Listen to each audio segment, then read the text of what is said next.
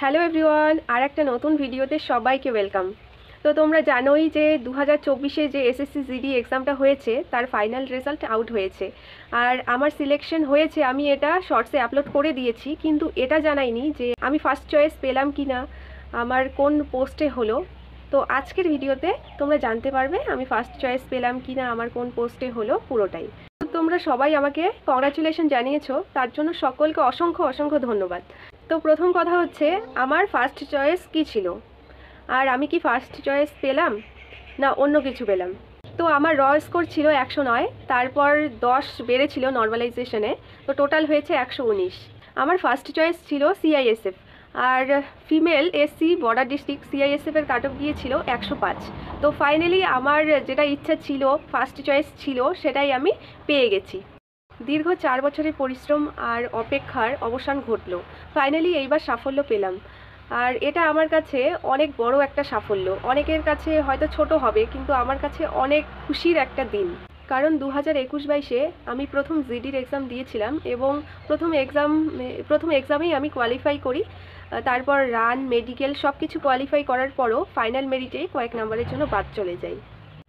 Final merit থেকে বাদ যাওয়ার পর আমি তো পড়াশোনা ছেড়েই দিয়েছিলাম, কারণ ম্যাথে আমি অনেক দুর্বল ছিলাম। আগে 25টা ম্যাথ ছিল, তার মধ্যে একটাও আমি সঠিকভাবে করতে পারিনি।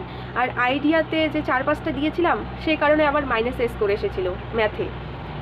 এরপর ভাইয়ের সাথে ম্যাথ প্র্যাকটিস করা শুরু করি, কারণ ভাই ভালো ম্যাথ পারে। আর তারপরেই ম্যাথের প্রতি ইন্টারেস্টটা আসে আমার, যে হ্যাঁ আমি করলে অবশ্যই পারবো। আর তারপরই 2022-23-এ এক্সাম দেই জিডির। তো সেখানে ম্যাথে মোটামুটি স্কোর আসে, কিন্তু বাকি সাবজেক্টগুলোই নেগেটিভের জন্য সেইবারও আমার সব কিছু কমপ্লিট করার পরও ফাইনাল মেরিটে আউট হয়ে যাই।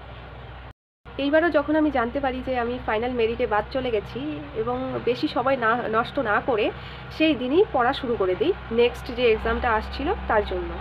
তো ভাই একটা কথাই বলে যে ডিপ্রেশনে 4-5 দিন যে তোমরা সময়টা নষ্ট করছো দুঃখ করে, কান্নাকাটি করে, সেই যে সময়টা নতুন কিছু শেখার কাজে লাগাও।